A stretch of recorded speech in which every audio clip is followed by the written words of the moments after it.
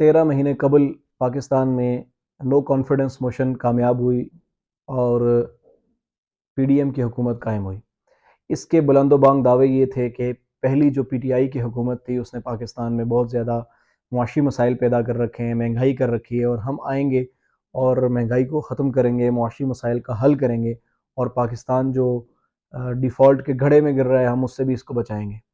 और लेकिन एक साल गुजर गुजर गया है, 13 महीने गुजर गए हैं। उसके बाद आज हम अगर एनालाइज़ करें तो पाकिस्तान के मुआशी हालात 13 महीने कबल से आज इंतहाई तशवीशनाक हो चुके हैं। महंगाई तकरीबन 100 गुना बढ़ चुकी है, और जो जितनी भी फ्यूल की प्राइसेस हैं वो भी बढ़ गई हैं, डॉलर की प्राइस भी बढ़ गई है, जिसके ऊपर सियासत की जाती थी कि फ्यूल की प्राइस कम करेंगे, डॉलर की प्राइस कम करेंगे, या हम पाकिस्तान में जो खाने पीने की अशिया हैं उनकी महंगाई को कंट्रोल करेंगे। लेकिन आने के बाद ही ये कहानियाँ सुनाई गई कि पुरानी हुकूमत ने मुआहदा किया हुआ था, उसकी वजह से महंगाई करनी पड़ रही है, डॉलर नहीं है, एक्सचेंज रेट नहीं है, फलां नहीं है, ये नहीं है, वो नहीं है।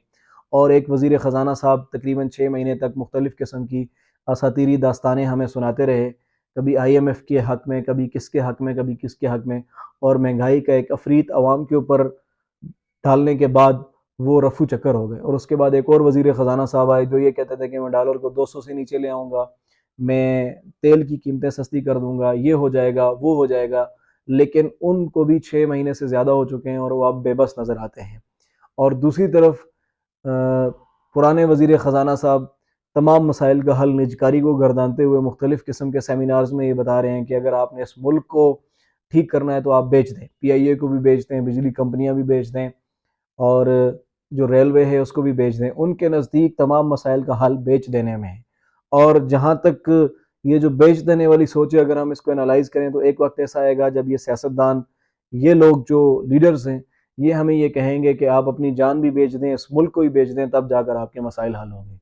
तो हम या पाकिस्तानी अवाम को बड़ी उम्मीदें दिलाकर, बड़ी उसके सामने बातें करके, बवंगे-दौल बातें, दावे करके ये यकीन दिलाया गया कि वोट ऑफ नो कॉन्फिडेंस के बाद, इमरान खान की हुकूमत जाने के बाद एक दूध और शहद की नहरें बहा दी जाएंगी मुल्क में, लेकिन ऐसा नहीं हुआ। महंगाई बढ़ गई, बेरोज़गारी बढ़ गई, और उसके अलावा जो इकोनॉमिक एक्टिविटी है वो इतनी स्लो डाउन हो गई कि मुल्क में मुआशी हालात अबतर हैं।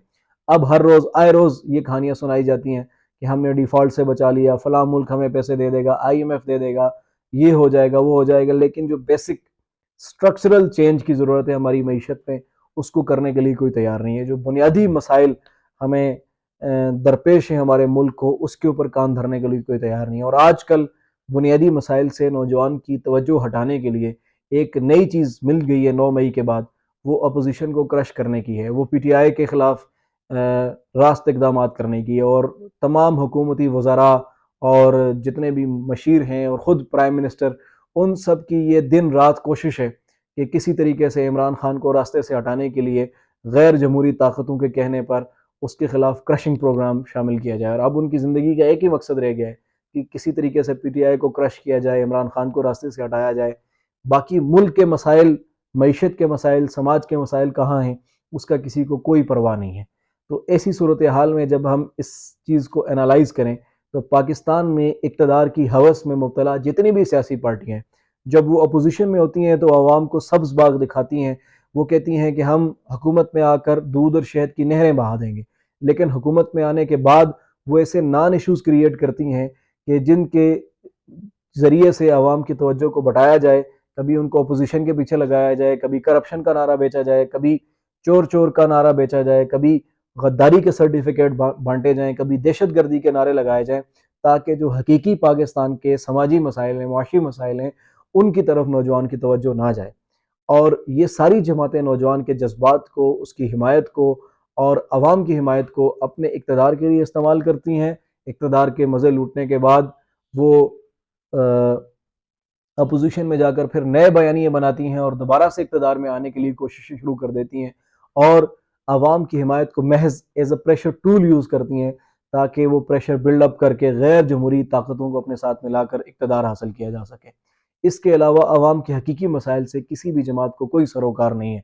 और वो लोग जो बुलंद-ओ-बांग दावे करते हुए हमें 1 साल पहले नज़र आ रहे थे, उनकी कलई खुलकर हमारे सामने आ गई है। तो ज़रूरत इस चीज़ की है कि हम बार बार इन्हीं लोगों से डसे जाते रहें, हमें इनका मुतबादिल बनने की ज़रूरत है, हमें इनको तब्दील करने की ज़रूरत है, हमें इनसे जान छुड़ाने की ज़रूरत है। तो हम इनसे जान कैसे छुड़ा सकते हैं, ये बुनियादी सवाल है।